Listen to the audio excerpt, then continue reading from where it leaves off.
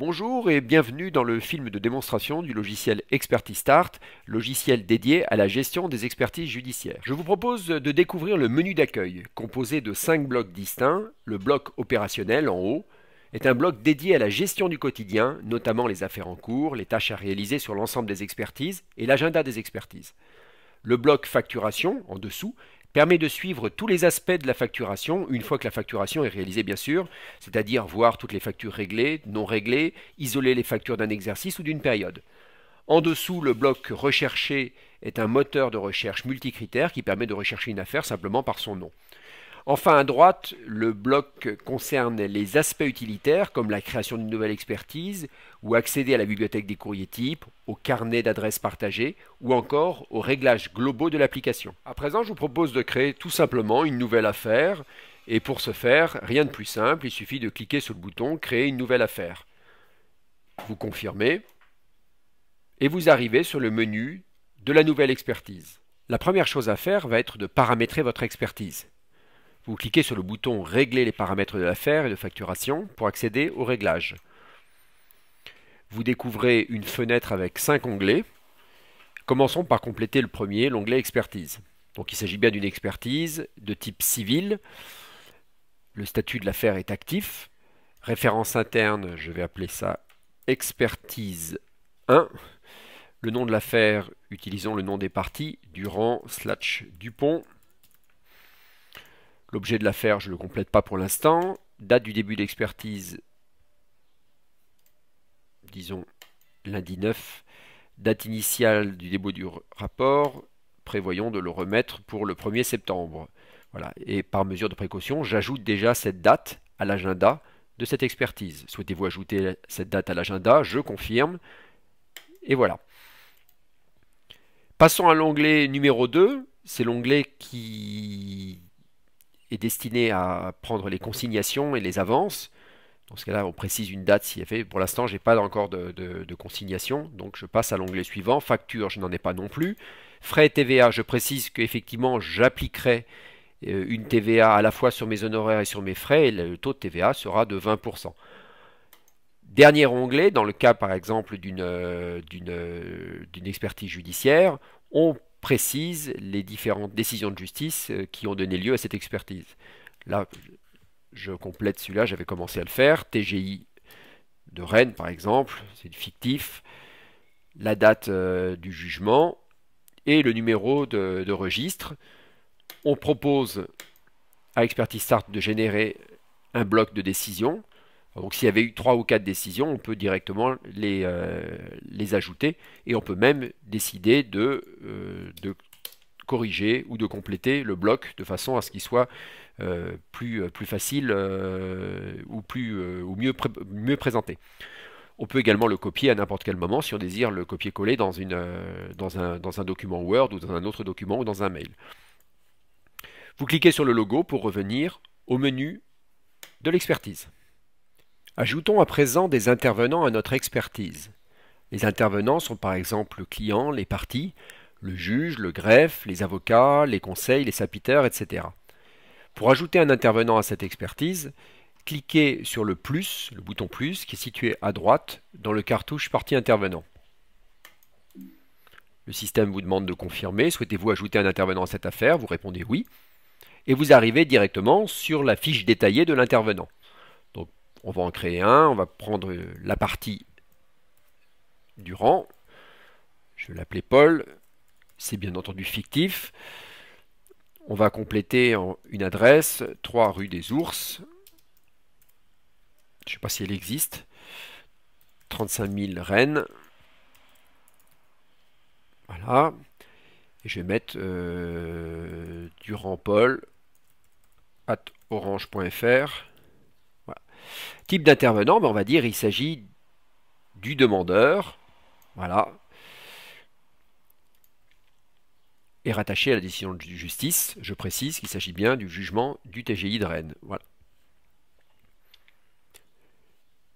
J'aurais pu très bien importer une personne, dans le cas d'un professionnel, directement du carnet d'adresses. Dans le cas par exemple d'avocats qu'on rencontre souvent sur des expertises, on peut directement dire, ben voilà, je voudrais telle personne automatiquement. Et dans ce cas-là, la fiche se complète automatiquement. Le cartouche du haut, référence expertise, vous permet de préciser les références de l'expertise telles que le mentionne le professionnel. C'est-à-dire, par exemple, les avocats ont un numéro de cette expertise pour leur cabinet. Donc, le fait de le préciser ici, l'information est répliquée dans les différentes correspondances qu'on échange avec l'avocat. Vous pouvez à ce niveau sortir un PDF immédiatement de la fiche de l'intervenant, si vous en avez besoin. Bon, par exemple, voilà. Ou directement l'imprimer, revenir à la liste. Vous n'en avez qu'un, donc vous voyez bien qu'il s'agit de M. Paul Durand, qui est demandeur. La précision, c'est si on a des précisions à apporter par rapport à son action ou à son rôle dans l'expertise. Et vous retrouvez la décision du tribunal. Vous pouvez également sortir le listing des intervenants en PDF. Voilà. Ou directement copier tous les intervenants dans le presse-papier, de façon à le faire copier-coller. Si vous utilisez par exemple un logiciel Word ou vous voulez le coller dans un mail, vous pouvez directement copier toutes les informations en un seul bloc. Vous cliquez sur le logo pour revenir au menu. Alors à ce niveau, vous devez recommencer autant de fois qu'il y a d'intervenants. À présent, je viens de compléter la liste des parties intervenants. J'en ai ajouté 4, c'est-à-dire les 2 parties plus les 2 avocats. Si je clique sur liste, on voit bien les 4 personnes. Je dispose d'un numéro de rang qui me permet de les trier par ordre numérique. Donc je peux décider par exemple que je veux d'abord le demandeur, puis en deuxième place le défendeur, en troisième l'avocat du demandeur et en quatrième l'avocat du défendeur. Voilà. Et automatiquement ça se trie dans le bon ordre. Je peux sortir un PDF immédiatement en cliquant sur PDF de la liste de mes intervenants. Dans l'onglet date de réunion, compléter en précisant l'intitulé, donc réunion, ouverture, expertise par exemple. Je vais proposer des dates, je vais proposer en laissant un petit peu de temps le 14, pas le 14 juillet, le 21 juillet, le 22 juillet et le 24 juillet à 15 h. 15 h et 14 h 30. Le lieu, maison de la chimie, 35 000, Rennes. Donc à présent, j'ai mes premières propositions de date, j'ai mon lieu, je vais associer des participants à cette réunion. Je clique sur le plus, premier participant, le demandeur, le deuxième, le défendeur, le troisième, l'avocat du demandeur et le quatrième, l'avocat du défendeur. J'aurais pu très bien cliquer sur ajouter tous les intervenants et il aurait automatiquement ajouté tous les intervenants de l'expertise à cette réunion. Donc à ce niveau, plusieurs fonctionnalités sont disponibles. Tout d'abord, vous pouvez par exemple envoyer un email directement au demandeur, email qui se fabrique automatiquement, où on reprend les références de l'expertise, le nom de l'affaire, la décision de justice rattachée et un petit message lui proposant les dates aux heures qui ont été précisées dans l'onglet date réunion, le lieu également et votre pied de page. Donc vous n'avez pas à faire le mail, vous directement vous cliquez, ça prépare le mail et il n'y a plus qu'à l'envoyer. Je ne vais pas l'envoyer, donc c'est pareil pour chaque participant. Vous avez la possibilité également de sortir la feuille de présence en PDF, donc il sort à côté, voilà. On retrouve l'entête de l'expert avec le pied de page de l'expert. Et vous avez un certain nombre de petits menus déroulants pour vous aider dans la gestion, à savoir si vous l'avez consulté dans la disponibilité, est-ce qu'on attend un retour, est-ce qu'il est OK. À la fin de la réunion, vous avez la possibilité de préciser s'il était présent oui ou non, et d'y ajouter un commentaire.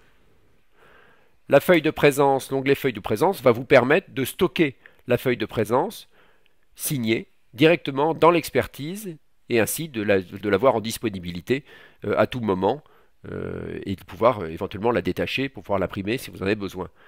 L'onglet bilan, le quatrième onglet, vous permet simplement de saisir un pré-bilan de la réunion directement dans la foulée.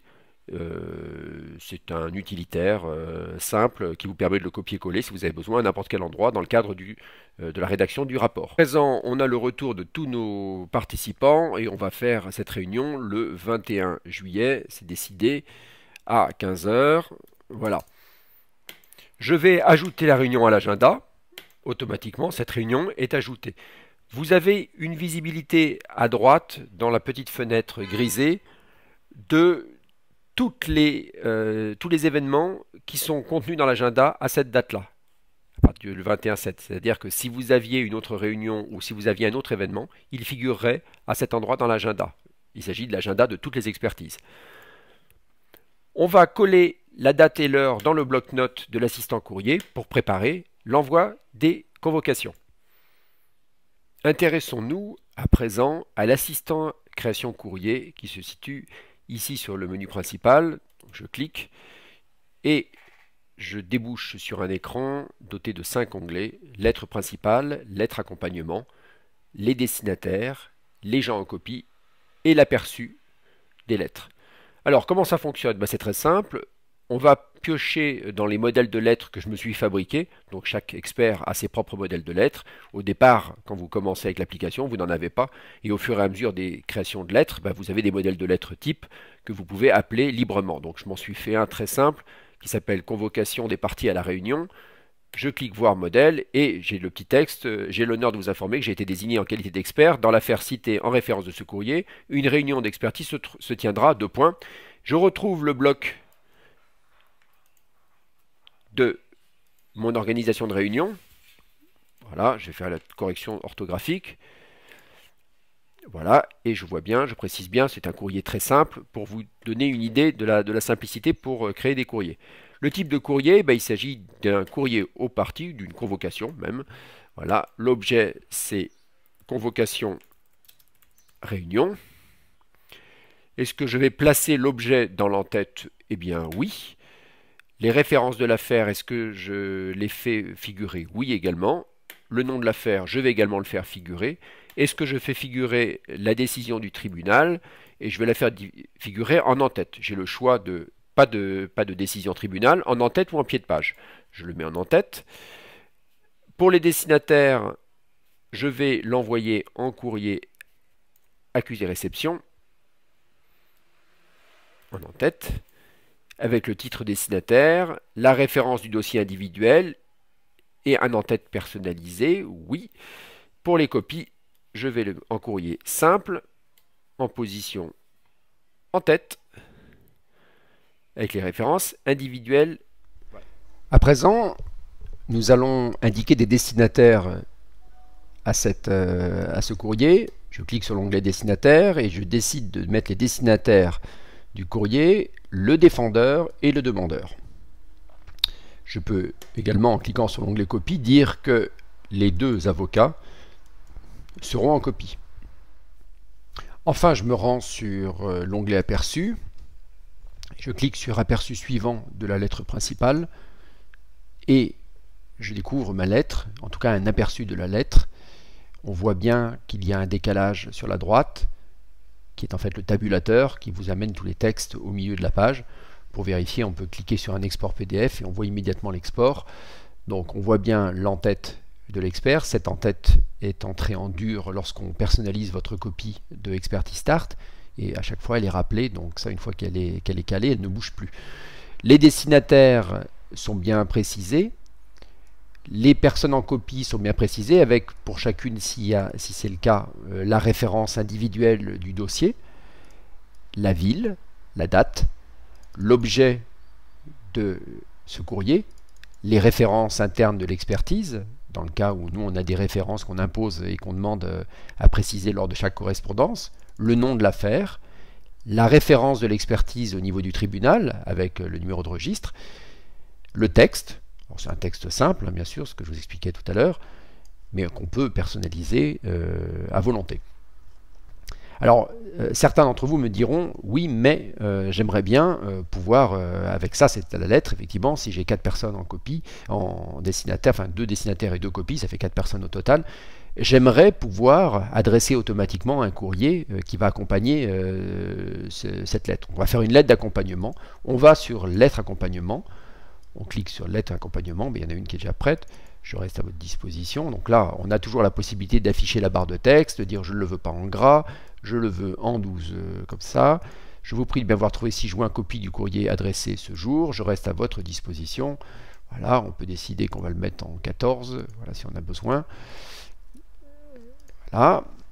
Alors, il s'agit de la convocation de la réunion. Toujours l'objet dans l'entête, oui. Est-ce que je veux les références internes de l'affaire? Oui également. Est-ce que je veux les références des dossiers individuels pour chaque personne? Oui. Le nom de l'affaire, oui. La décision du tribunal. Et la décision du tribunal, je la veux en en-tête. Jusque-là, tout va bien. On va sur aperçu de nouveau. Et là, on ne va plus du tout sur l'aperçu de lettre principale, mais on va être sur l'écran de gauche, sur lettre accompagnement. Je fais aperçu suivant. Et je retrouve ma lettre, donc avec mon formatage, le formatage je dirais, du logiciel avec sa police verrouillée et automatiquement votre texte qui respecte ce que vous avez souhaité, c'est-à-dire la taille, la police, la couleur que vous pouvez faire varier à convenance. Si je clique sur aperçu suivant, ben, je vais passer toutes les personnes à la fois destinataires et en copie, en revue. Et ça directement, si je sors la lettre à ce moment-là, souhaitez-vous ajouter la lettre principale à cette lettre d'accompagnement? Ben oui, comme ça je vais mettre les 2 lettres. Et je ne veux pas stocker encore pour l'instant la lettre dans la base de données puisque je n'ai pas terminé encore. Et vous voyez bien qu'on a effectivement les 2 lettres l'une derrière l'autre. Donc on voit la lettre d'accompagnement avec l'entête, la personne qui est destinataire, son adresse, la ville, la date, l'objet, la référence, nos références internes, l'affaire, le jugement du tribunal en référence, et le texte avec la police qui a été respectée. Hein. Je pense qu'on avait pris une police en 14, bien grosse. Voilà, on retrouve exactement ce qui avait été demandé. En dessous, on a la lettre, le courrier, avec les destinataires et les copies, et toutes les informations également qui sont reprises. Donc vous avez automatiquement la lettre d'accompagnement qui est personnalisée, et la lettre type qui est envoyée aux 2 destinataires et aux 2 personnes en copie. Ça se fait tout simplement. Vous pouvez, si vous avez des décisions, décider au dernier moment que vous voudriez que ce soit un peu... On va reprendre la lettre d'accompagnement, on ne veut plus que ce soit si gros, on voudrait que ce soit du 10 par exemple. Voilà, je demande l'aperçu, et automatiquement, tout s'est remis. On peut vérifier tout de suite, pas encore. Voilà. Et on retrouve la lettre d'accompagnement et le courrier derrière. Donc il a fallu 1 minute pour faire tous les courriers. Dernier point, le bouton créer honoraires et frais va permettre de créer une ligne d'honoraires et une ligne de frais à l'occasion de la rédaction de ce courrier, de façon à ce qu'on n'oublie pas de mettre des montants en face. On va tout de suite s'intéresser d'ailleurs à la partie honoraires et frais. Vous cliquez sur le logo retour menu et vous êtes sur le menu principal. Sur la partie droite de l'écran, vous pouvez apercevoir 2 cartouches, un qui s'appelle honoraires et vacations, avec un bouton rapport, un bouton liste et un bouton plus, et dessous, un autre cartouche qui s'appelle frais et débours, avec les mêmes boutons, c'est-à-dire rapport, liste et plus. Si vous vous souvenez, à l'instant, on a cliqué sur ajouter honoraires et frais lors de la rédaction du courrier. Si je clique sur liste de mes honoraires et vacations, je vais voir qu'il existe une ligne qui a été créée à l'occasion de la rédaction de ces 4 courriers, qui n'est pas précisée comme type, il n'y a pas de collaborateur en face, il n'y a pas de prix de revient ni de montant. Si je clique sur détail, j'accède à l'écran qui me permet de détailler de façon précise l'honoraire. Alors, qu'est-ce qu'il s'agit en fait dans le cadre de la rédaction de ces courriers? C'est une rédaction. Alors, j'ai mis un tarif à l'heure qui correspond à 100 € de l'heure. Bien entendu, il met heure ou quantité. Moi, j'ai mis, je vais dire que j'ai mis 0 heure et 30 minutes pour le faire. Voilà. Ce qui fait soit une tâche à 50 € hors taxe pour la rédaction de de ces 4 courriers. Si je précise un collaborateur pour la rédaction de ce courrier, il est capable, si j'ai précisé dans la fiche collaborateur le montant horaire chargé de ce collaborateur, de me calculer un prix de revient de cette tâche. Cette tâche, dans mes réglages, j'avais précisé que je facturais une TVA sur les honoraires et les frais. On voit bien donc la TVA de 20% qui s'est affichée, soit 10 euros de TVA pour un total TTC de 60 euros. Si je clique sur liste honoraire, je reviens à ma liste des honoraires et on voit effectivement la rédaction de 4 courriers de type rédaction pour 50 euros, pas de collaborateur précisé, pas de prix de revient. Alors maintenant, à présent, imaginons qu'on souhaite rajouter une autre ligne d'honoraires. Je vais donc cliquer sur le plus, tout simplement. Souhaitez-vous ajouter un honoraire à cette affaire? Oui. La date, je vais dire que c'est aujourd'hui le 12 août. Intitulé, on va marquer étude du dossier. Je ne mets pas de détails, je mets étude de dossier. Collaborateur, je n'ai pas besoin de le mettre, c'est moi, je suis tout seul. Et je vais dire que j'ai travaillé 3 heures. Le prix unitaire, on va dire que je suis à 120 euros. Mais ça, j'aurais pu l'automatiser directement dans les réglages en disant que je suis à 100 euros ou 120 euros de l'heure. Je vais marquer 100 euros, voilà. Et automatiquement, il calcule 300 euros pour 3 heures. J'aurais pu dire 3h30, voilà. 350. Et je peux revenir à la liste des honoraires. Et on voit la deuxième liste, la deuxième honoraire qui s'est mis en place automatiquement. Si je demande un rapport honoraire, il va me faire un rapport par type de tâche, à savoir les études de dossier vont être ensemble, classées puis par ordre chronologique. Les types rédaction vont être ensemble, classés par ordre chronologique. Et vous avez pour chaque intervention un montant hors taxe. L'export PDF qu'on peut obtenir à n'importe quel moment vous présente, donc avec votre en-tête, pour chaque type d'activité, un détail très précis de ce qui a été fait, avec les références du jugement de l'affaire ici. À présent, nous allons procéder de façon identique pour les frais et débours. Je clique sur liste, je vais retrouver mon envoi des 4 courriers, mais là il s'agit des frais, bien sûr, et les frais que m'a occasionné l'envoi du courrier. Donc je vais dire que j'ai payé par chèque éventuellement. Le poste de frais, je vais dire que c'est de la poste.